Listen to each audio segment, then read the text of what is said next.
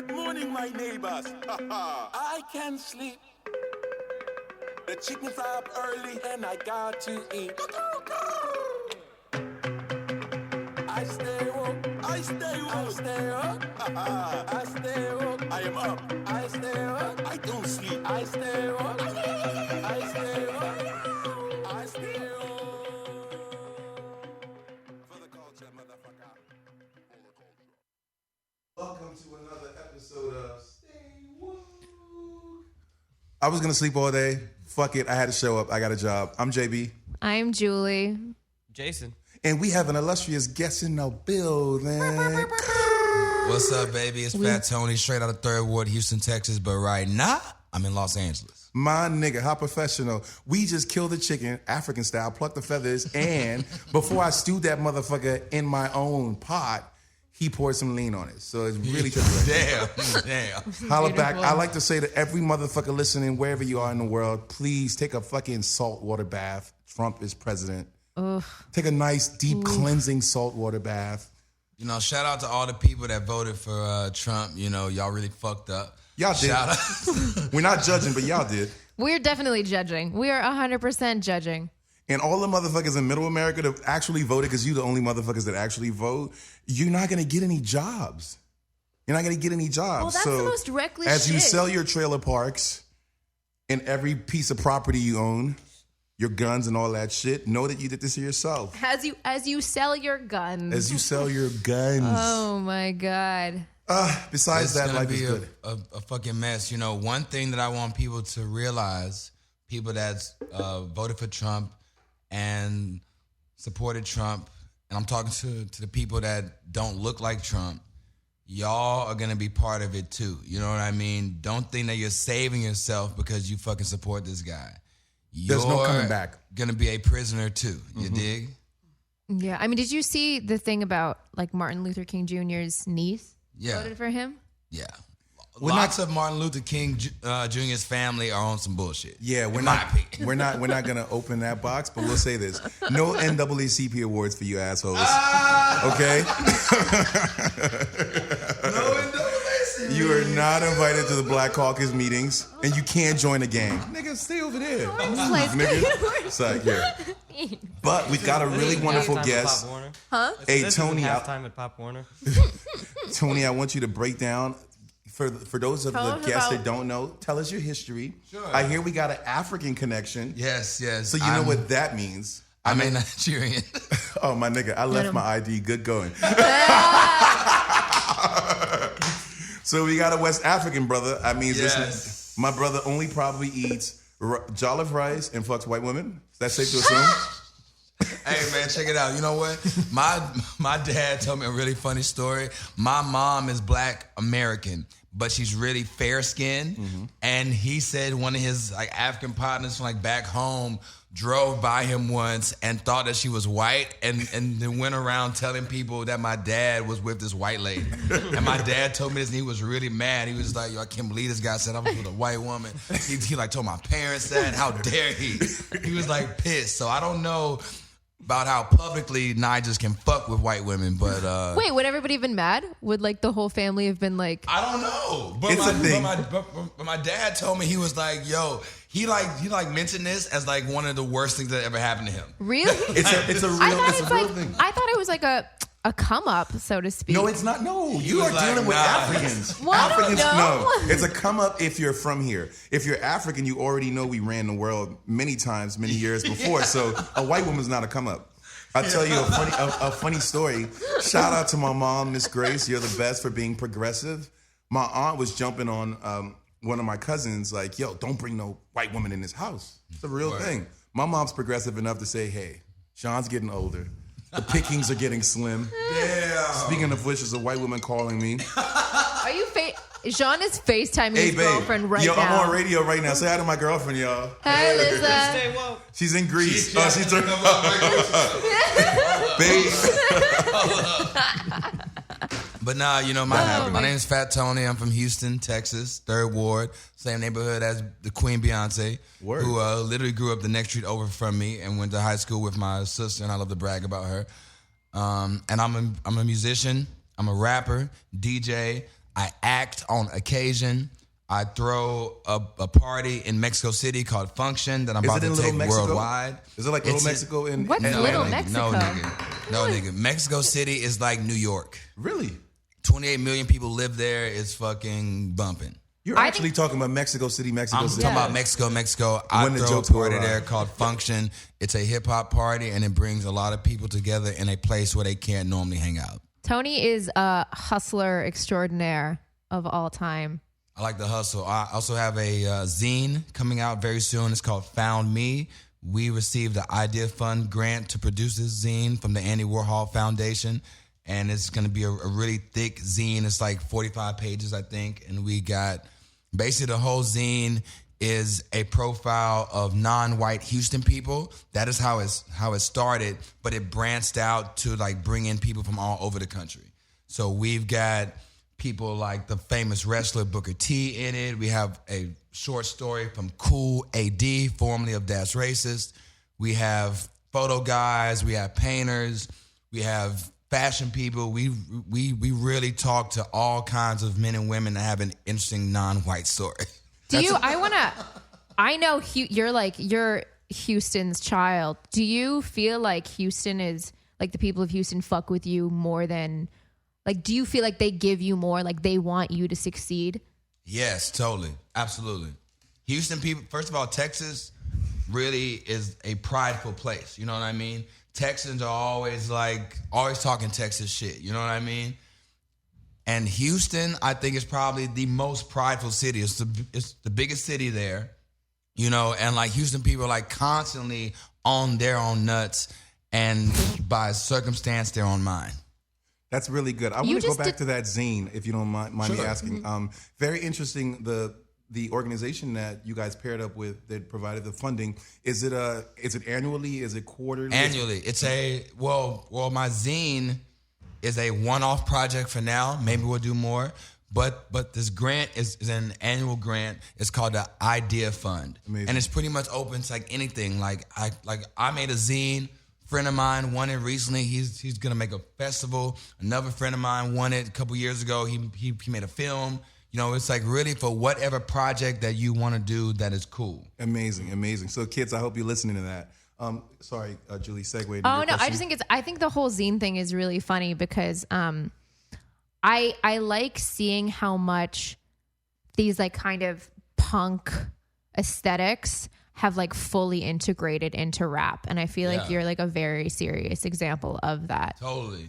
You know, zines, I feel like zines are blending more into rap since like Kanye West said he's making a zine. I feel like that's the first time where I met lots of kids who are like, yo, what is this? You know, but I come from punk music, fortunately and unfortunately. So I'm well versed in fanzines. Is there like a big punk scene in Houston? I don't like that's the thing about punk. Houston has a big like Texas like really big on like heavy rock music. So metal, hardcore, grindcore, that's the type of shit that goes over really well in like Texas. And Houston has produced a lot of famous grindcore bands. Some hardcore bands too, like, you know, DRI, they're from Houston. They're like a famous 80s punk band.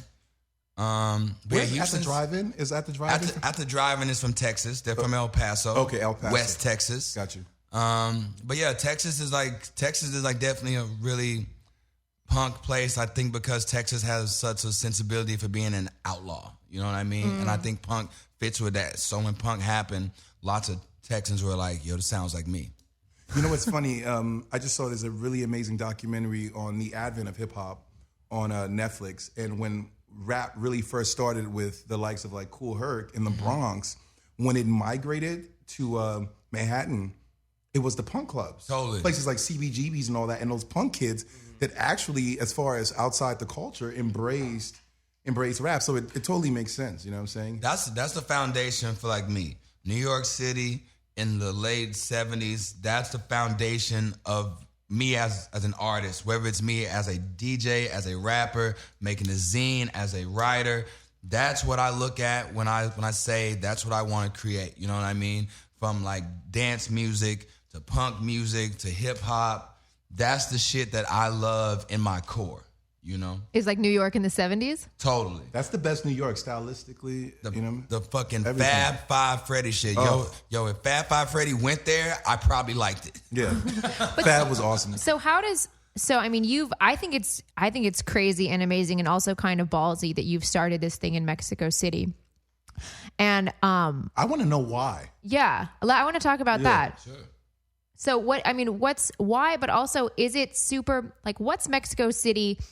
Is Mexico City like New York in this kind of idea of New York in the 70s? Is it like that sort of? It is like that because it's cheap for us from like the U.S. If you're spending U.S. money there, you're paying like a couple $100 for your rent. You know what I mean? You're like spending maybe $10 a day, and that's like $10 going towards eating like 3 meals and fucking having drinks and all that shit. Really? You know what I mean? It's mad cheap, and that's not really a good thing.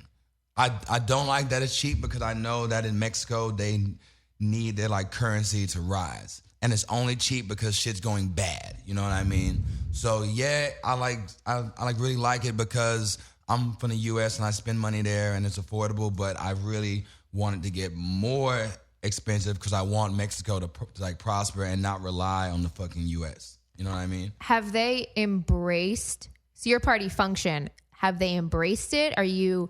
I mean, because I feel like Mexico especially had like a very big rock scene. Yeah. I have some my copycats there now. There's some every day I get on Facebook, somebody there trying to make the next function. You know, Because function is like predominantly a rap. oh rap yeah, party. it's like mostly rap, definitely. But it's kind of branched out. You know, I've had Nafi play there. I've had P Morris play there. But the foundation of it is a hip hop thing, because there rap isn't the most popular genre. In the rest of Mexico, rap is popular. Like northern Mexico, rap is popular. But in Mexico City, which is more central, rap isn't really. Rap is kind of new. Like I feel like most kids there, the first rapper they ever heard of is probably like 50 Cent, Outkast. You know what I mean? Like, and I'm talking about the first time that they heard this music ever is probably like 50. You know what I mean? I hope it's Get Rich or Die Trying 50. Exactly that. That like era. That is what I feel like the average Mexican friend of mine. That's like when they were first like, yo, that's the first rap song I ever heard, ever. You know what I mean? So it's still an underground thing. Like there's like kids that like come to my party and just want to talk about rap. You know what I mean? And like kids will come up to me and be like, man, I love rap, but none of my friends like it, and I have no one else to talk about rap with. This is the only party that I can go to that is free, where I can just listen to rap music. Do you think that has anything to do with, like, what have you experienced, like a sense of people being aware of you as a black man in Mexico? Do you think that has something to do with it? Oh, Like, I was going to ask if you encountered great any racism. question. I recently said that when I go to Mexico, I feel like I'm an American first and I'm black second. First of all, I think that anti-blackness is a worldwide thing. Everywhere around the world, there are some people that don't fuck with black people, right? But I think when I go to Mexico City, it's a little bit different because I'm from the U.S. Maybe if I was a black person from like somewhere else, maybe I'd be black first. But because I'm the U.S. guy, I'm like, oh, that guy might be bringing some money to us. You feel me? I totally get And it. that's So- kind of fucked up. But it's not that's- as fucked up Hey. as overt racism. True. It's like dollar first or peso first. I mean, I guess that is the one good thing is like the purse comes first. Like, Totally. you know, like, well, I am racist and I do hate you. Plus, But I gotta eat dinner. Like, But I think when it comes to like racist stuff, U.S. is really, really different. You know, like being a person that's been to a few places around the world and to have a dad that is not from here, I can see how anti-black racist stuff really differs from like the U.S. The U.S. I think is more nuanced, and I think that's why it's so fucked up. Shit, like earlier, me and this guy were talking about Jerry Rice having a Popeyes commercial. With a wing on his You know, fucking helmet. Him and a like mouth having guard. that like fried chicken. That is something that we know from like the U.S. as like a diss to black people. Yeah. But in Mexico, they might not have that same idea. They might not put the connotation of chicken with this black guy. You know what I mean? It might just be some fucking food in this guy. You know what I mean? So here, fucking U.S. racist stuff is really, really, really, really, really different. And I don't think people experience that around the world. I think our brand of like racist stuff is really unique to us. And the only people that know about it get informed from us. You know what I mean? Mm-hmm. And that's really the whole thing about the U.S., about why it's so fucked up with like Trump and just the overt discrimination here. So many people around the world take their cues from us. Not because they, you know, envy us, but they just want to have a good life. And they see the U.S. as a place of money, opportunity. So they see us on like, you know, TV, movies, and they really, really copy us. So when they see a fucking guy going up there saying that all Mexicans are like rapists, they're going to be like, damn, that's what I need to think to like get on. Like my dad. My dad was a hardcore Republican his whole life. He was not a U.S. citizen, right? So he couldn't vote. But my whole life, he was like, yo, I fuck with Reagan. I fuck with Bush. These like black Americans need to get off welfare. You know, all that typical shit. Yeah. Then he had what I like to call his nigga wake-up call, which like a lot of people experience when they found out that even if you're not white and you're down with that shit, they're going to come to you too. Yeah. He got off that shit when the Tea Party happened.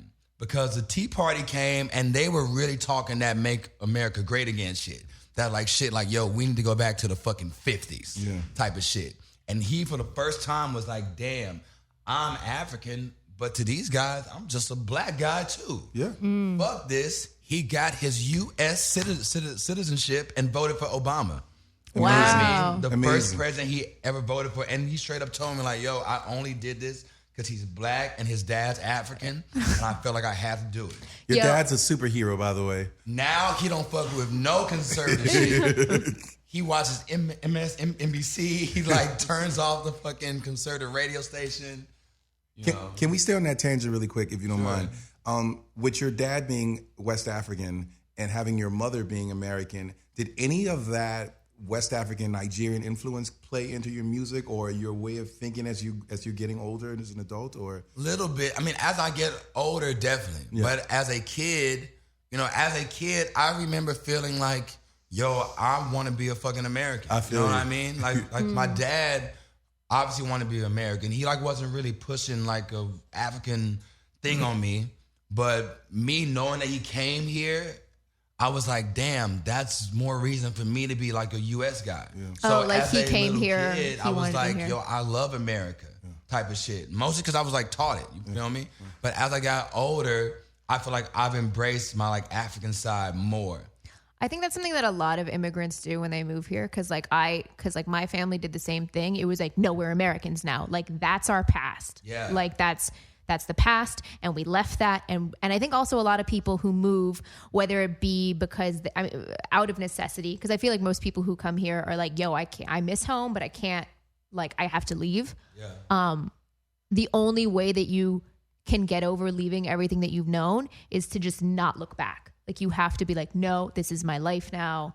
And I think that's super tricky, especially for like first generation Americans whose parents are immigrants, is like you don't get told a lot. Yeah. You know, like your parents are like, well, that's the past and that's not necessary. Totally. Like even like growing up, like I didn't really know much about my like dad's family. You know, my dad had a hard life. He was in a civil war in his country. You know, he had some like siblings die from not eating, you know. So growing up, he was like really like, yo, you don't need to know about my past. You don't need to know about my war. Like this fucking war that like he was in. My dad would never talk to me about it till I think maybe a year and a half ago. Growing up, every time I would ask him about it, he would say no or would start talking about it and just start crying. Then my mom would be like, yo, chill.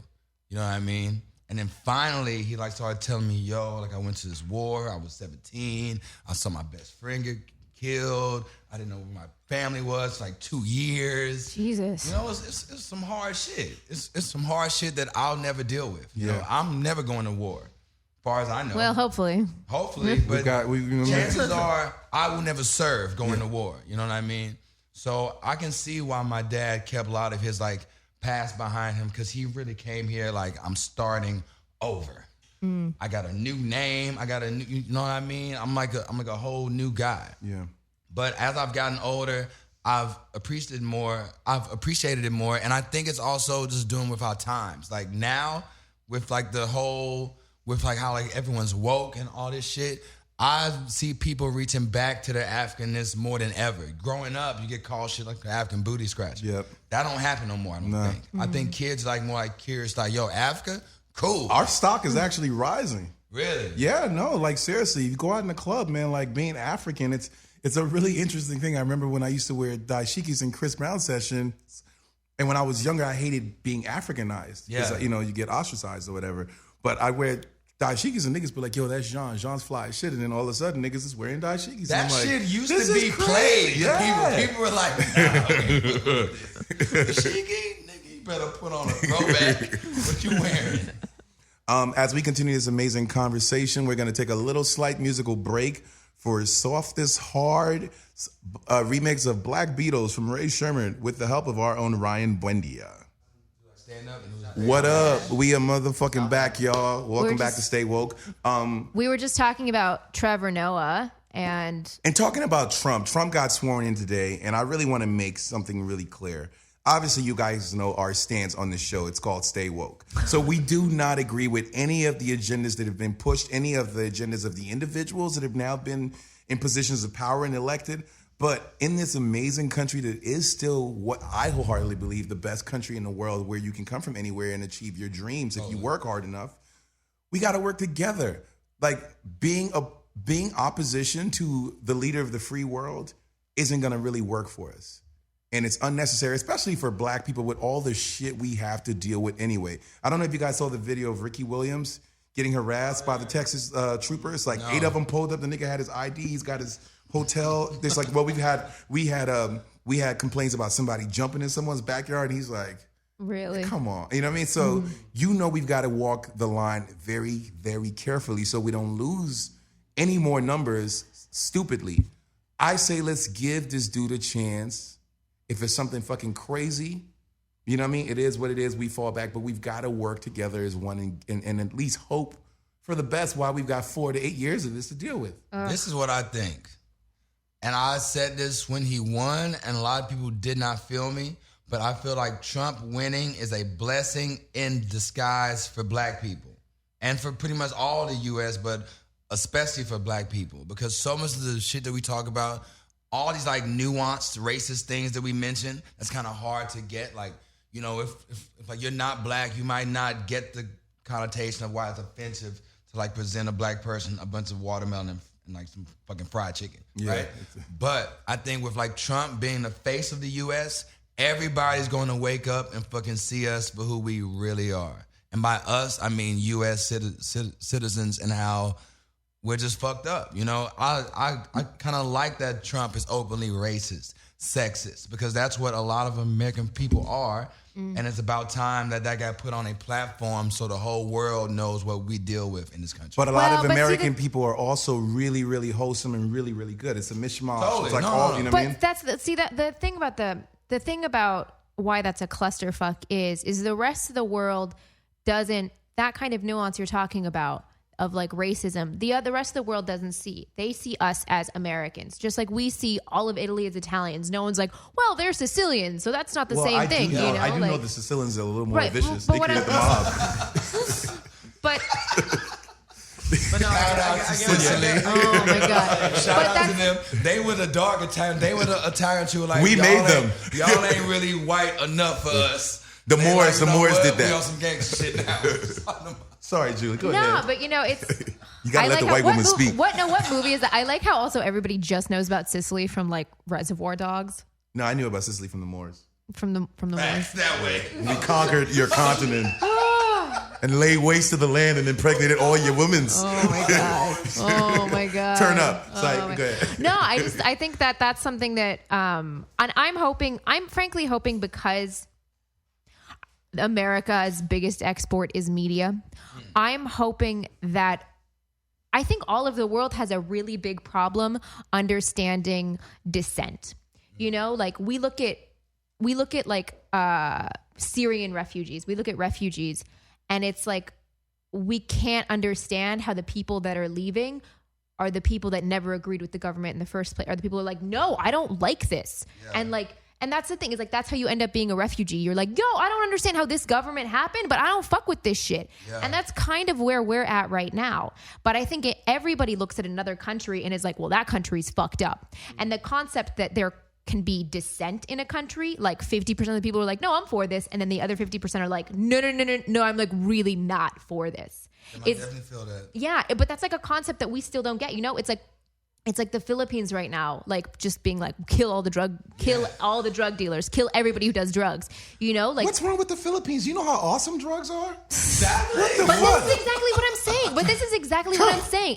Is like, we look at it and we're like, what the fuck is wrong with the Philippines? And I'm sure 50% of the people in the Philippines are like, what the fuck is wrong with the other half of the Philippines? Totally. You know, and I'm hoping that this election cycle and that this presidency will put this idea of like counterculture and dissent, and like you can be from the same country and be completely opposed to another person in your country's views into play. Because, you know, right now, every other country is like, what the fuck is America doing? Because they see us as one unit, you know? And it's like, well, this is what the unit decided. No one in another country is like, well, as well as I know the American Electoral College system, I recognize that the popular vote and the electoral vote were two different things, and that the voting system is very peculiar, and that a lot of people didn't agree with it. You know, like, no one knows that. Everyone's just like, what the fuck did all of you together do? Our nationalism is just so heavy that it's hard for people to like see us and be like, wait, you live in America and you don't want to be there? You know what I mean? Like media-wise, everything tells you to be a fucking patriot, to love your country. We're the best, we're the smartest, we're the richest. So hearing that, people outside are like, wait, Americans don't like each other? This is the first time in our era that this has happened, I think. Because I think, you know, Bush happened, and everybody said that Bush sucked. You know, I'm fucking from Texas, where I had to deal with that nigga for way longer than the rest of this country. And even when he was governor, my fucking mom would be like, yo, he fucking cutting education. This nigga's trash. You know what I mean? Mm-hmm. And I think you're totally right. This is a good thing. This is going to be a fucking wake-up call for everybody around the world, especially us. Yeah. I'm hoping more than anything that that people get fed up and do something about it, you know? Like, become more involved in politics, become more involved in everything. Because, you know, most people, I was just reading this article that like most people who are elected into office are elected because they run unopposed. Totally. You know, for like small office, it's just like you win because there is literally no one else. Like you win by default. Yeah. And that's how you stay for like 15 years because like no one cares. Everyone's just like, well, whatever. It's small. I don't really want that. Yeah, I was about to call some politicians out, but I don't want to. Sounds like a good trap, though. This running unopposed is a really great hustle. Right? Guys, I know I love where we're going with this, but I also want us to bring the frequency down to a really remedial level and talk a little bit about entertainment. Sure. I got in a really interesting conversation with a new artist, no one that we know. And she was like, I was like, what's your perspective on Drake being like sort of like the god right now, which is what he is. He's the Jay-Z of this generation, in my opinion. And she said something that bothered me. She goes, he doesn't have a personality.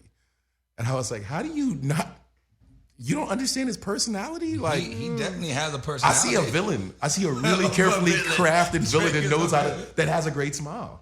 Damn. No, in an awesome way. I fuck with Drake. Is Drake a villain though? Well, look at what happened to Meek Mill and anyone that's crossed him. Yeah, he's a villain. I kind of think in that sense. I think Drake is a very like absolute power corrupts absolutely situation. Yeah. Because, and I think that happens with everybody. Like when he was Wheelchair Jimmy, everybody was like, nah, you know, whatever, we don't care about you. But now he's become this like Rolling Stone and like this fucking monolith. And now people are like, oh, like he's a don't force cross the boy. He's a force to be reckoned with. But it's also like, I mean, when you have that much power and you can do no wrong, like you can't tell me you wouldn't like want to fuck around. I like with that it too. Drake got popular without being cool. You know what I I mean? feel you on that. I feel like Drake's first first tape, the one the Fader posted, with like the Trey Songz song and all that shit on it, Wayne on it. Yeah. That was the only time that I had girls being like, "Yo, you heard Drake? Yo, you heard?" You know what I mean? In a sense, like, "Yo, I need to put you on." After that, he was only on and just like a radio guy. Yeah. I see. Here's the thing: is like because I think Drake started off as a nerd, as like just a dork, like most niggas in entertainment. Yeah, do. but that's okay. But here's my thing about that is like I have certain feelings about the Revenge of the Nerds because I think, frankly, there is a reason that people don't fuck with nerds. I feel you. And I think that it's, talking about this. you know, because like it's like when you're in high school, like everybody knows who the nerds are, and you just like as a unit, you're like, I don't fuck with you, and I do not want you to succeed. And I swear to God, I think that's internal because when nerds succeed, which they always do. They do fuck shit. But they're assholes. They're complete reckless assholes. And it's like, yo, like you let the power go to your head really fast and you just like want to decapitate everybody. Well, it's like the thing that Mark Zuckerberg's doing right now. Oh, like suing all of Hawaii? Like an entire island. Yeah, because he's like, I moved here and I fell in love with it. Yeah. I'm not going to be here 11 and a half months out of the year, but the like 4 days that I'm here, I don't want to see any of you people. I don't want to see any of you motherfuckers. I want to live in my fake private Moana. Like, yeah. I don't think Drake's so far gone to where that's a bar, holla. But I don't think he's so far gone to where we can use his douchery put it even on a scale next to Zuckerberg. True. I mean, no, not yet. Drake's like Switzerland. He's not in it until you attack him. Yes. And then he has powerful friends, but what I mean? His friends being, Drake is cool, man. Drake's giving a lot of my friends jobs. Amazing. You know what I mean? I'm a huge every time supporter. I've been in the same room as him, he seems like a quiet, nice guy. Yeah. Granted, I'm not allowed to speak to him, but he seems cool. Yeah, I'm just saying that's exactly what everybody said about like every serial killer ever. Oh my God. You know, oh like my anytime God. any one of John Wayne Gacy's neighbors, everybody was always like, he seems so nice and quiet. Manson used to throw the best parties. Right? He seemed like a great guy. I did not see this coming. DM and found like a blocked bunker or something? Damn. I'm just saying it's the same way, honestly, and it's the same way I feel about The Weeknd. Like The Weeknd scares the shit out of me. Weeknd kind of scares me too. The Weeknd has The Weeknd to me has like crazy like fat boy in high school vibes who never got like because no one writes about sex that much unless they were not having it. Like you, that's like you from like puberty to like 20. You never got laid and you were fat and you were like, I'm gonna fucking anger fuck everybody when I get famous. You know what? I've got this vision in my head of like you at the Weeknd's house and he ties you up and burns your back with crack pipes. A la Rick James. I mean, but honestly, like.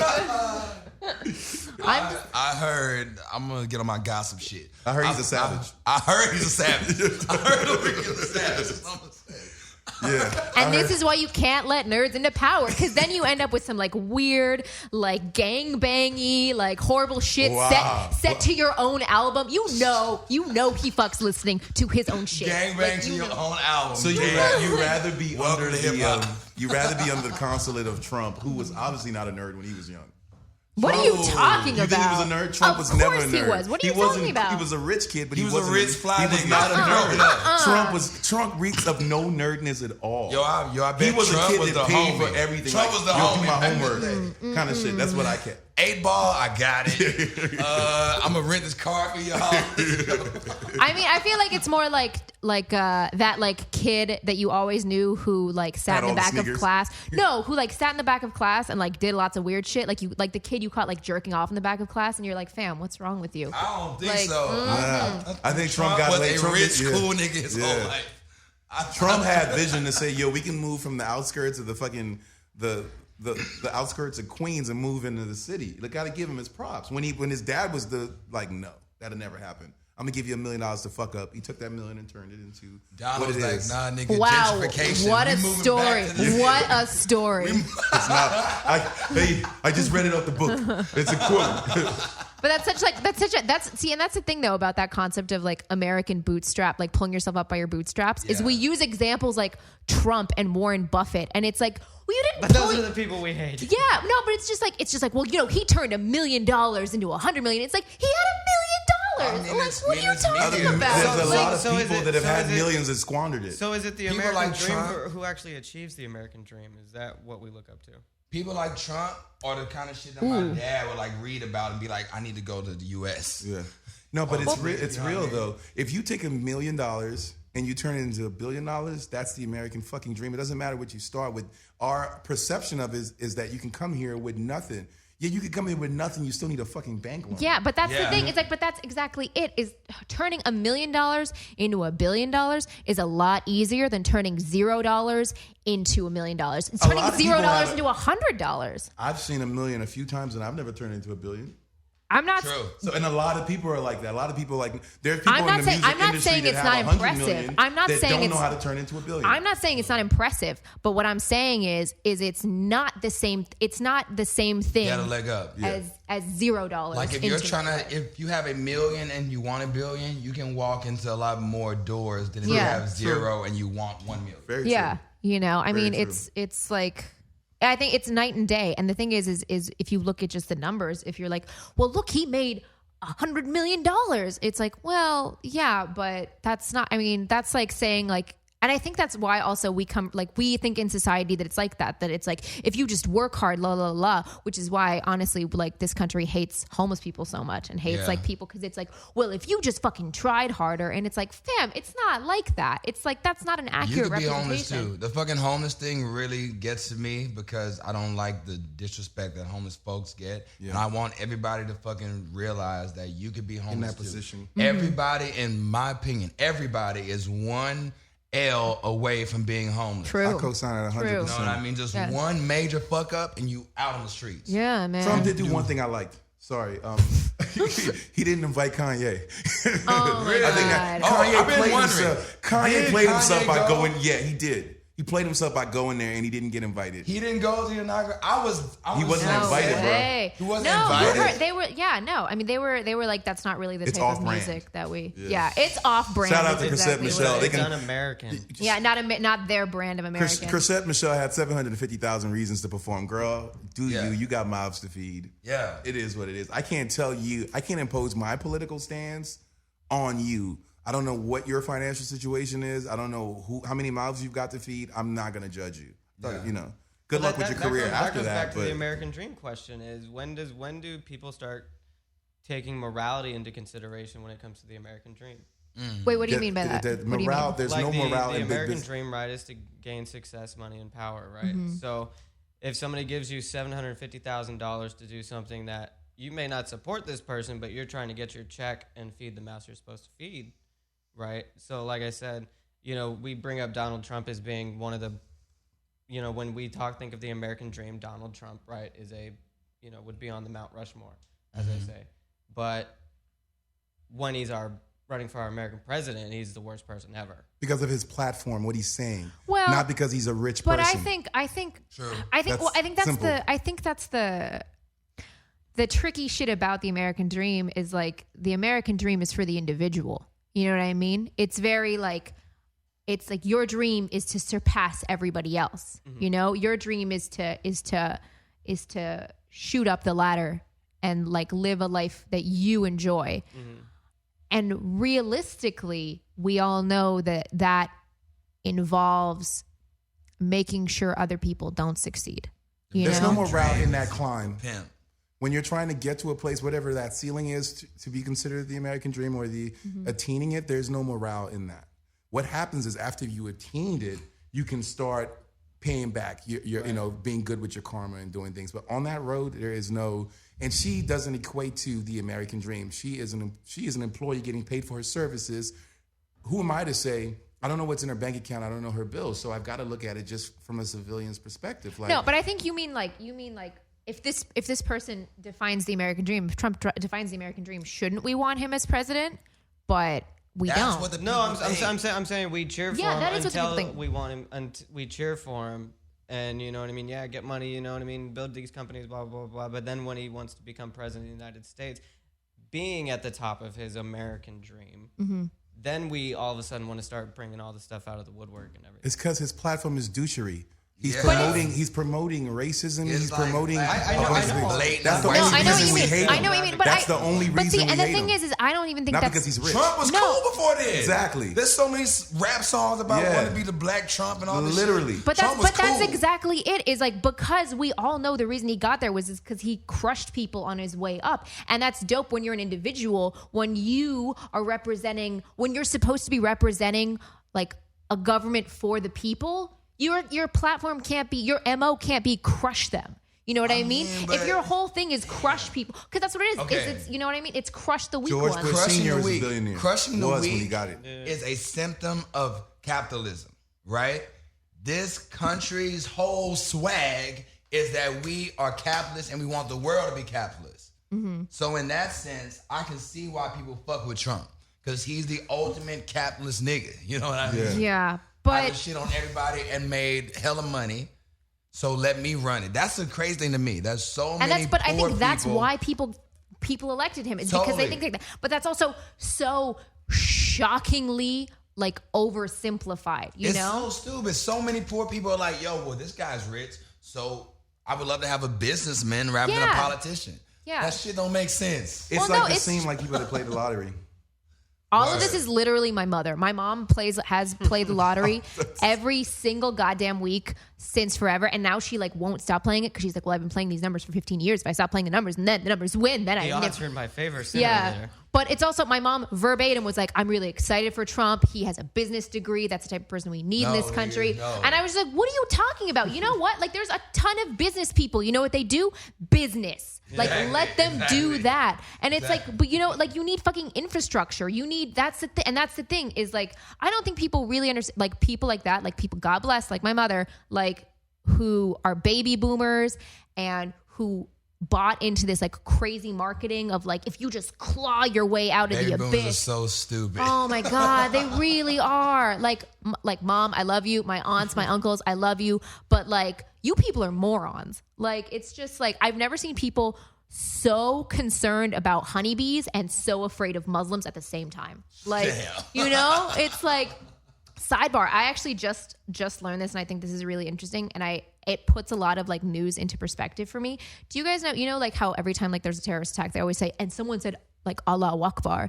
What I just learned is like for in most Arab countries, that's like the equivalent of like when we say like, oh, holy shit, or like, oh my God. Like it's like a thing that people just say. Like, and I think it's really funny how the news like broadcasts it is like, well, you know, that's a war cry. And it's like, but it's like if news in another country was like, well, and they said holy shit, which if you think about that is like mixing God with feces, or like the amount of times we use motherfucker, and it's like if like another news is like, and they promote incest, they promote aggressive incest, you know, and it's like it puts shit like True. In the But defense of ignorant Americans that follow what you were just saying, maybe the Muslims should say something else when they bomb shit. Yo, like, do you fuck have a you, show or or- something you wanted to promote tonight? Yeah, tonight I'm gonna DJ at Brandon Wardell's teen party. It's at Los Globos. I'm playing with a lot of my friends. Lizzo, she's from Houston too. Love Lizzo. She's doing a live set. And I go on at 11 p.m., but I would suggest coming at 10 because it's gonna be a long line. Definitely all right, get self-important, that, guys. self-important. Any last couple words before we wrap this thing up with a song? Man, I just want to say this. You know, I know y'all heard us talk about Trump a whole bunch. I know a lot of people are fucking sick of hearing about Trump, but I'm not about to stop talking about it. Shit is very important, and it needs to be on our conscience daily. Another thing, I want people to know that when we talk about Trump, it's out of love. Not necessarily love for the shit that's been sold to us about this country, about how we love this country.